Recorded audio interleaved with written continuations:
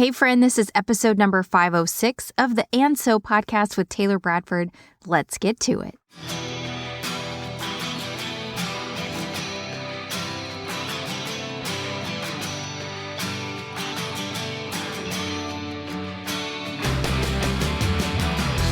Boss Girl Creative presents And So with Taylor Bradford, business and life musings from a successful serial entrepreneur.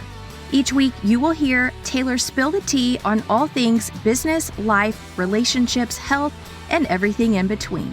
But don't worry, each week also includes a business nugget that will help you stay on course.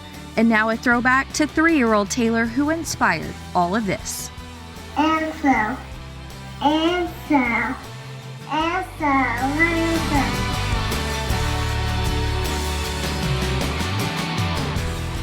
Hello, welcome to episode number 506. I'm your host, Taylor Bradford. Thank you for being here. I got a full slate on deck today. We're talking about business purging. What does that mean, Taylor? And going viral on TikTok. Oh my gosh, I had a TikTok go viral for me. And reflecting on a former Facebook post that I wrote in 2019, and which is going to roll right into this week's nugget. I'm going to give you an update on my compounding social media interest, and then I'm just going to go ahead and share what I'm reading right now. It's the same 2 books that I was reading last week and the week before. The Wedding People, which I am listening to, and Things We Left Behind, which I'm reading. They're both good books. I just have not put much effort into reading in the last 2 weeks. And part of that is due to me really trying to see, can I up my compounding social media interest game up a notch? And so I am testing twice a day posting of reels or short form content. And I am compounding that interest across the 3 platforms. Now, I just started the second posting on Sunday. So I've only done this just a few days of posting out 2 pieces of short form content each day. But let's go ahead and talk about that part. Let's talk about my numbers.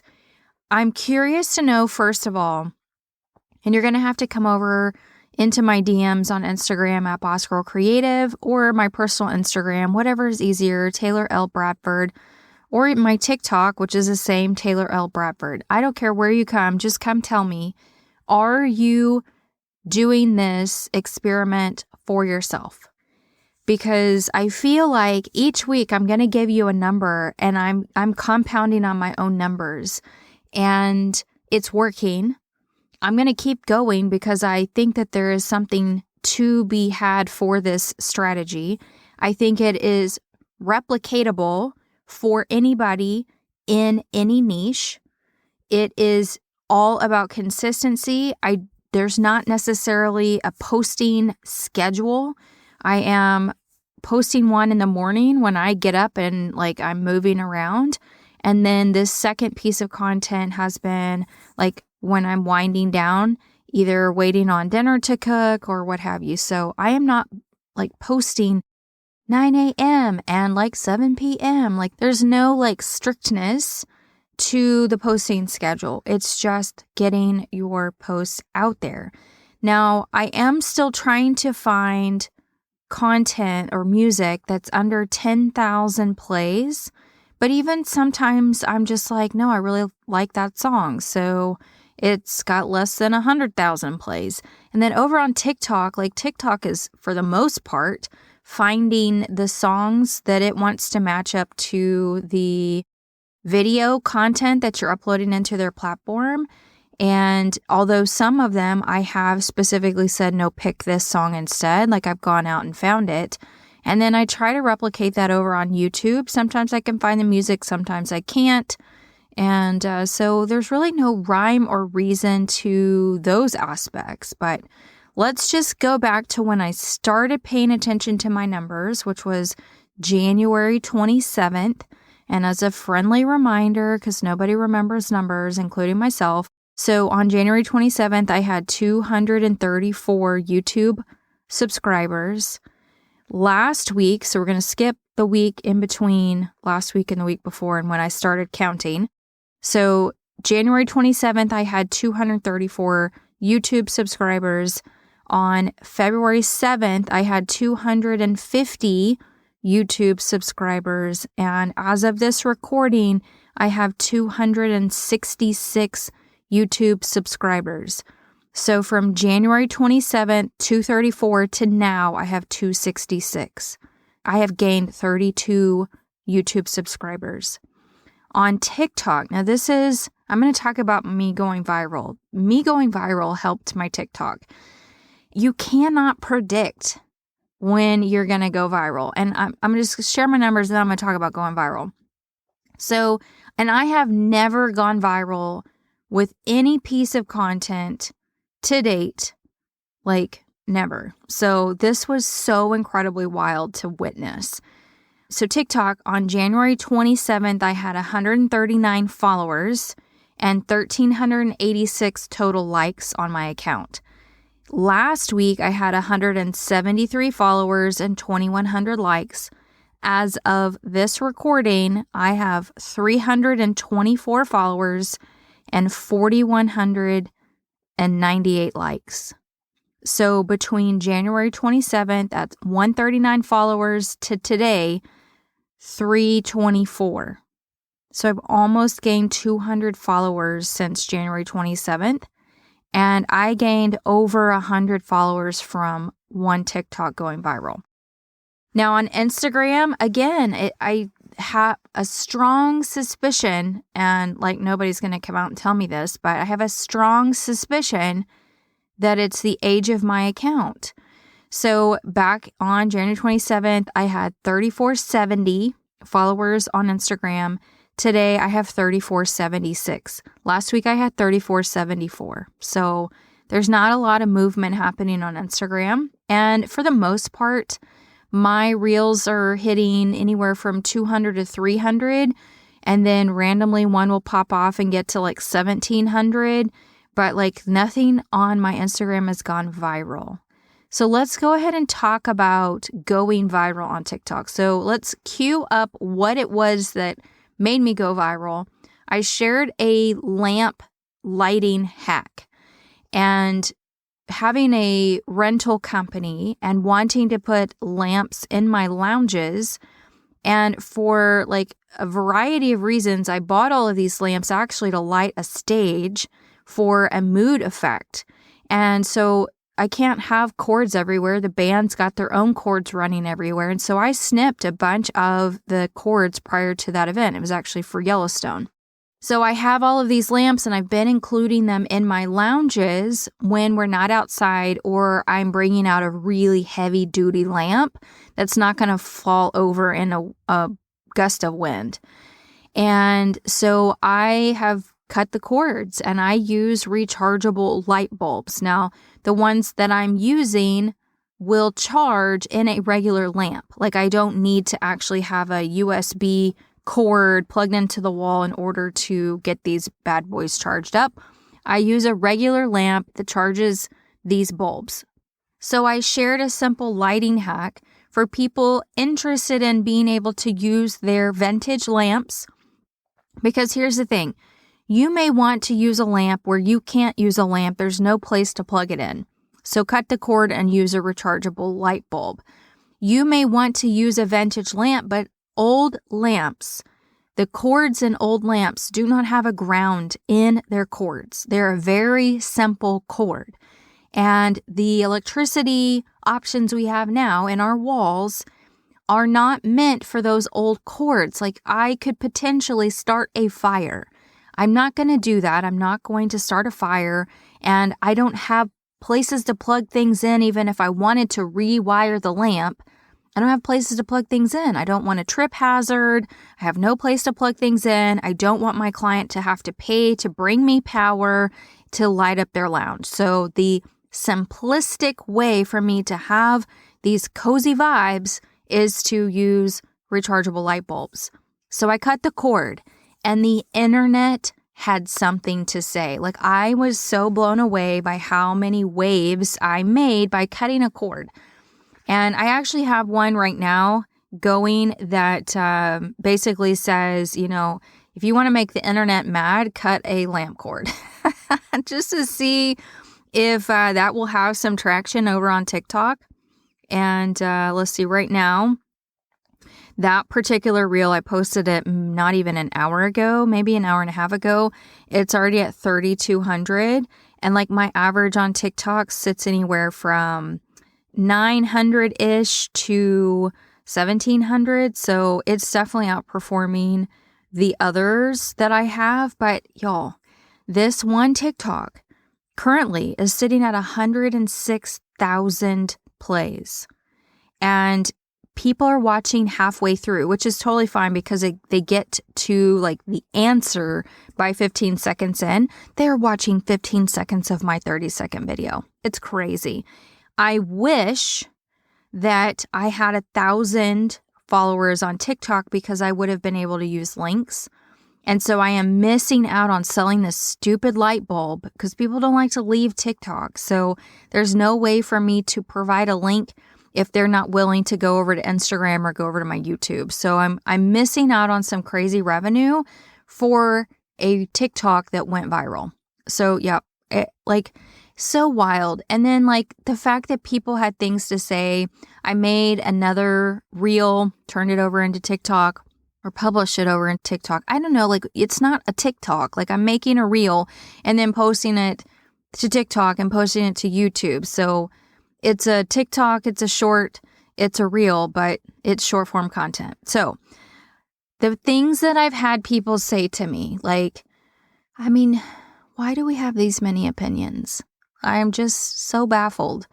So why do we have to cut the cord? And thankfully I had somebody say, hey, she actually said why she had to cut the cord. Did you not read? So there were some people that came to my rescue, but wow, people have a lot to say about cutting cords. So I'm doing a play on that right now, and we'll see if that one gains some traction. I didn't expect, I was like, oh my gosh, this one's really picking up. And my husband's like, oh, it's going to hit 100,000. I was like, what? Really? Sure enough, not even a full 36 hours, it hit over 100,000. And I think I killed it. I don't know if it has anything to do with anything really, but I think I killed the progress by uploading more TikToks.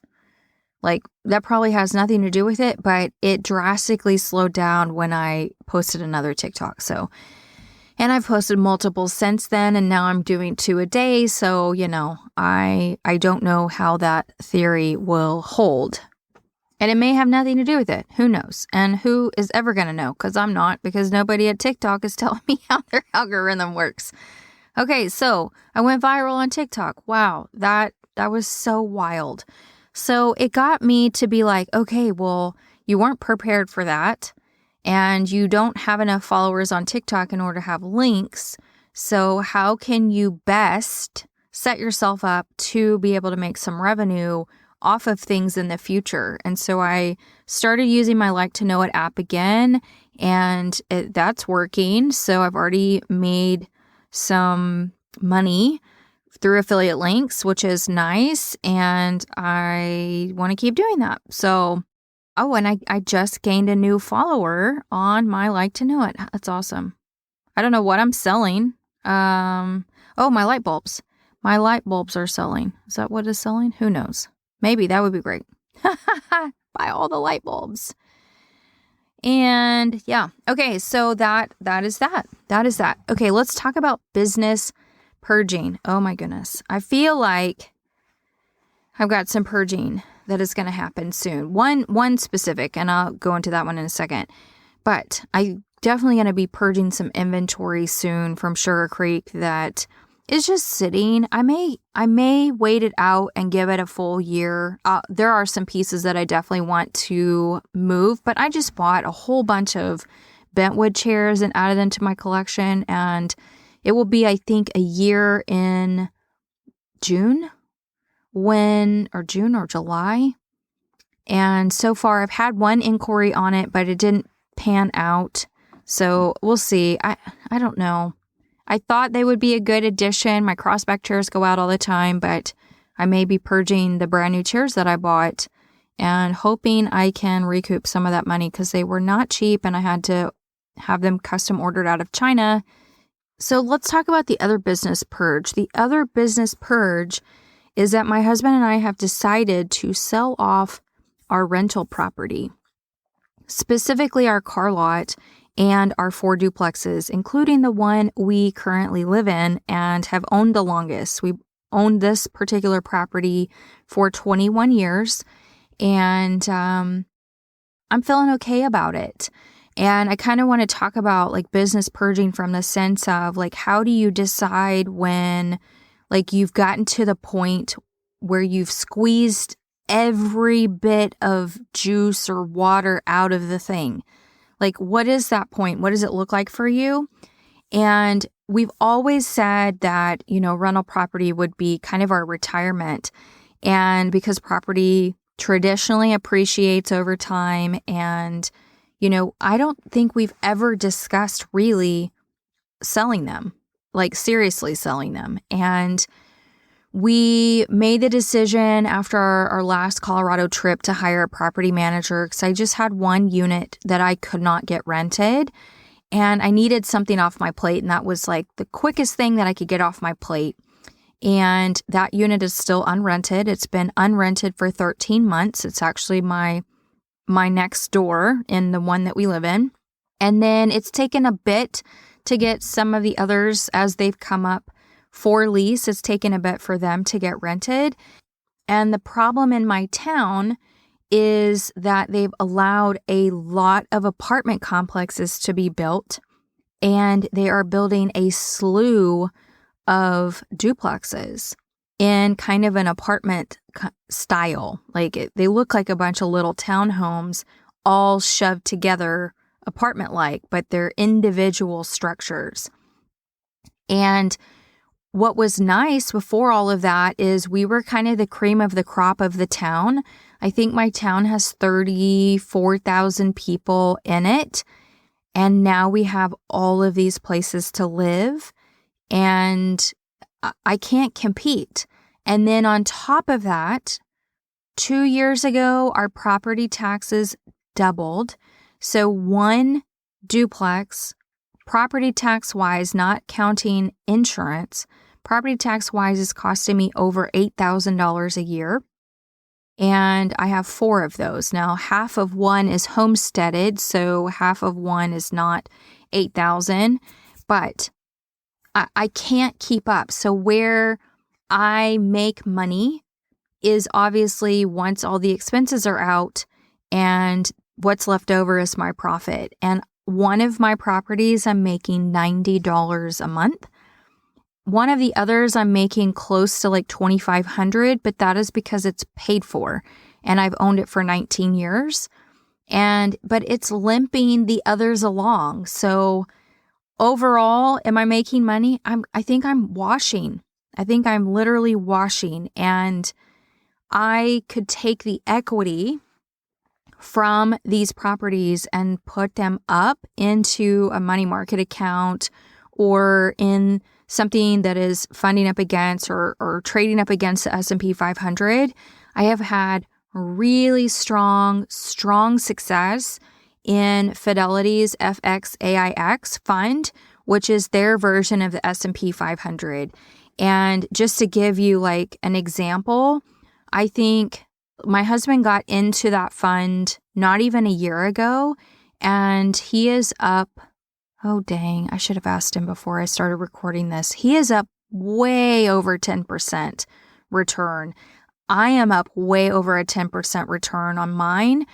And it just doesn't make sense for us to have that equity sitting in those properties, barely making money, hoping that in another like 4, 6, 8 years, the property value keeps going up. But the problem with that is if we were to hold them, I cannot raise rents to match what it costs me property tax and insurance wise. And I can't, like, when you go get a mortgage for a property, if you can't pay cash, the interest rates are eating my lunch.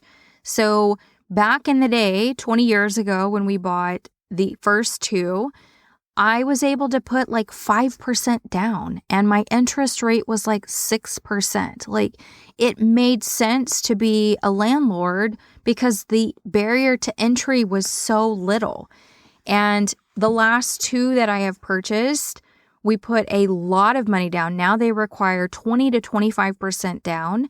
And then your interest rate is sitting in the 8s and 9s with good credit, like with stellar credit.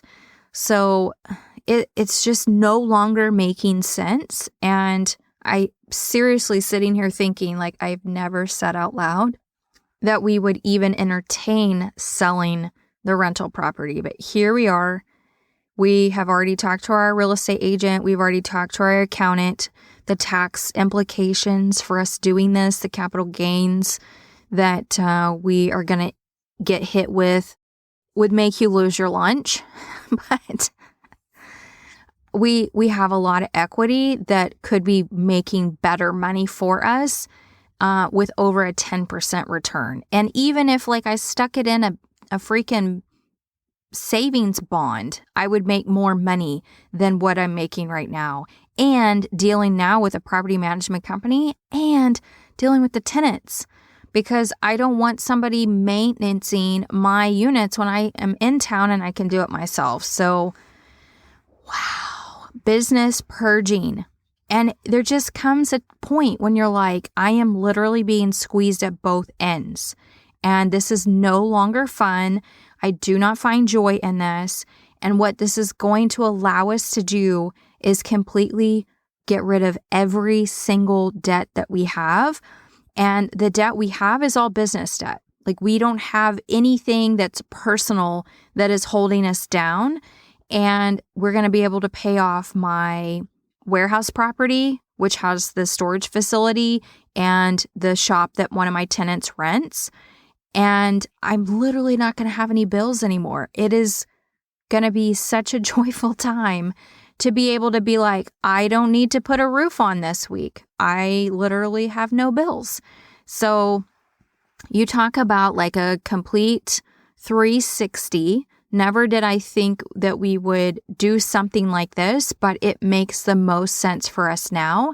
And I feel like we've outgrown how we're making money or how we were making money even 10 years ago. So, wow, to talk about this out loud, like, as we were literally crunching numbers, my husband and I, we look at things every which way we can look at them. We want to know, like, what punches could start flying if we do this, or what if we do this? What implications does this look like? Like, our 2025 tax bill is going to be so sad. I will not share with you how much that tax bill is going to be, but let's say multiple six figures. That is the tax bill. So I'm not looking forward to that, but onwards and upwards, and it will allow us to, so we're also paying off our farm, and it will allow us to build our home at our pace. We will not have to have anybody, we won't have anybody to answer to. So we will be able to do things at our own pace. Now, what does the interim look like? Like, what happens if in 2 weeks I sell the package, because that's what we're doing. We're packaged all four up together. What if I sell the package and now I have to move out of my home of 13 years? Where are we going? And so we're looking at our options. We first talked about renting back so we don't have to move. But I told my husband, listen, if you don't get somebody that is like us that buys these, they're not going to honor a lease. Like, I've heard so many people say they've sold and within a month they had a loophole to get the tenant out. I don't want to play that game. So we then started talking about possibly buying an RV and being able to be a little bit more mobile, especially when we go to Colorado. And then we talked about buying a shed and outfitting it to have like a bedroom in it and placing it at our property at the warehouse property, because I have no utilities over at the farm. So it would not make sense for me to put something at the farm, although it might make sense because I wanted to have an Airbnb. I need to talk to my husband about that. That actually may make sense. TBD on that. I'm like brainstorming out loud here. That may make sense for us to build our Airbnb out there. The little 1-bedroom off of our pond. So that's where we are. Now, I don't know if we can do that, right? Like we would have to start the build right away for the potential. Okay, let me just back up real quick. We were supposed to buy the firehouse, and I feel like I've talked about this on the podcast in the past, but here's a quick recap. The crazy neighbor next door to us set his house on fire. It's a duplex. He was ultimately a 25% heir of the duplex. He set it on fire to bury his mom, and because he was hoping to get insurance money, that backfired. He went to jail as an arsonist. It's been held up in limbo. We had a contract to fix it, and ultimately it went into receivership, and our bid to buy was not accepted.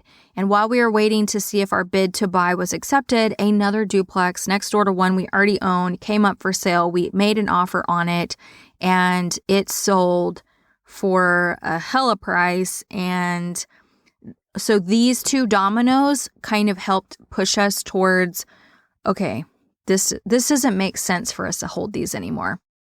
So that super long story, to make it quickly short, is that the house that we made an offer on next to the one we already own, not the firehouse, literally sold in a week. So I don't know if we would have time to build the Airbnb on our farm that quickly. So TBD on what we do. We may end up just buying the RV, although I don't really know where I'm putting all my stuff. I think we'll have to buy another container. Okay, let's talk about the nugget. So I was scrolling Facebook. I don't know why. I don't typically get on Facebook outside of checking in on my cut flower garden peeps. I'm in a couple different flower Facebook groups, and they've been so beneficial. Oh my goodness, so beneficial. So you get the, hey, you've got memories to check out. And one of them the other day was one that I posted February 16th, 2019, and it says long read, like I captioned it long read. And this is what it says. My whole life, I've been about helping people, whether it was just being a friend, being a role model, being a teacher, being a helper, etc. It's been a passion of mine for as long as I can remember. It's why I started the Boss Girl Creative podcast 3.5 years ago. It was an extension of a series I started back in 2011 on my blog, and once I learned about the medium of podcasting, I knew it was the direction I was meant to take. I've sat down behind the mic and have recorded 192 episodes since July 2015 and have never missed a week in the show. And like Saved by the Bell time out time, I have continued that streak, and we're almost at 10 years. Okay, go back. And I've never missed an opportunity to try my hardest to show up and help people that are in my community or consider themselves a listener. Most recently, I did a huge purge of my email list and community and deleted out hundreds and hundreds of people that no longer showed interest in what I offer, even through roll calls. I don't want to waste anyone's time, and I also don't want to try and help people that don't want to learn from me or buy from me. So the 2019 purge happened. I want to talk to people who value what I have to say and what I have built. I want to continue teaching through growing my own businesses and to show people that if I can do it, they can as well. I get asked all the time, how do you do it all? Really, I don't, but I try so hard to keep it all moving forward.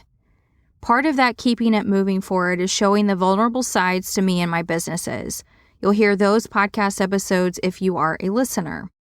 This week will be no different as I step behind the mic for episode 193 and talk about knowing your worth, living wholeheartedly through your worth, and trying your darndest every day to show up for the people who look to you to show up.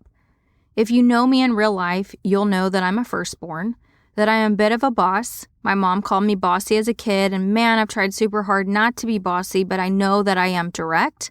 The fluffy part of words is what I lack, and I'm a work in progress, and everything that I do really has heart and love to it, even in my directness. I've endured epic loss, my mom, my brother, 3 grandparents, financial instability multiple times, but I've kept on trucking to the best of my ability. I've created a life so far beyond my wildest dreams, and I'm working on making it even better every single day. Because what makes who I am is all of that, and all of that has worth. But in the past few weeks, I've somehow allowed people to make me feel that what I've created, what I do, who I am day in and day out, and the worth that I bring to the table isn't good enough. And man, those moments have caused tears. Tears I haven't shed in a long time, and it took me a while of pondering to figure out why the tears were happening. And it comes down to self-doubt, because someone else caused me to feel that my worth and who I am isn't good enough. So as the Brits say, bollocks to that rubbish, I am good enough. I do have worth, and I'm sorry you don't see it. Says the bossy girl who is full of love and light and wants to see the community around her grow themselves and their businesses into their wildest dreams. You are good enough. You have value. Keep showing up and doing you. XO. All that to say, I routinely, well, maybe routinely is not the right word. Sometimes this happens. These things creep up where you feel imposter syndrome, where you feel like you aren't worthy of things, that, what you're doing isn't good enough. And I just want to be a friendly reminder that I have these moments too. These moments just like, I don't know, it's like a wave that just keeps going and finds the end and then circles back around. Kind of, the world is round, so the waves keep going and then they find you again. And I find that the imposter syndrome wave will catch me, and it will catch me off guard, and then I'll work through it, and then I will ride the wave out until it eventually comes back around again, because we're all human. We all are human, and these feelings and thoughts and emotions are real and they're legit, and we have to be able to acknowledge them. But at the end of the day, no one person can take you away from you. And your worth is not dependent upon anyone else but yourself. Your value is not dependent upon anybody else but yourself. Like, I've been called a goblin recently on my YouTube channel. I have had not nice things said to me about cutting a cord on a vintage lamp. And I feel like I'm finally at a point where my skin is thick enough. And like, why do we even have to have thick skin? But people are crazy and they're keyboard ninjas. And I just want to throat punch people when they act this way. But I feel like I finally have a thick enough skin to laugh at how these people are on the internet and just be like, well, you're questioning me. Okay, so I'm just going to question you. Like, how is that helpful? I asked one lady, how is that helpful? Was that meant to help anybody? How did that attribute to the conversation? Like, how did we not learn this in school? So I just want to be your friendly reminder that you are worthy. Imposter syndrome sucks, and it happens to all of us, and you're not alone. You are not alone. You're never alone. There's always somebody that you can reach out to, and keep being the light that you are. Thank you so much for listening to this week's episode. I so appreciate you. I hope that you will come share your wins with me in my DMs. I would love to hear from you, or send me an email, taylor@bossgirlcreative.com. Either one. I would love it. And until next time, I hope you have a great rest of your week.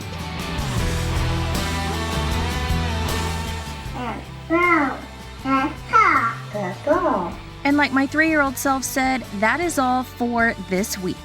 Friendly reminder to rate and review my show wherever you are listening. And last but not least, I'd love to hear from you. leave me an audio message at bossgirlcreative.com/speak. I would love to hear your takeaways, ideas for upcoming episode topics, and your feedback. Thank you again for listening to this week's episode, and until next time, I hope you have a great rest of this one.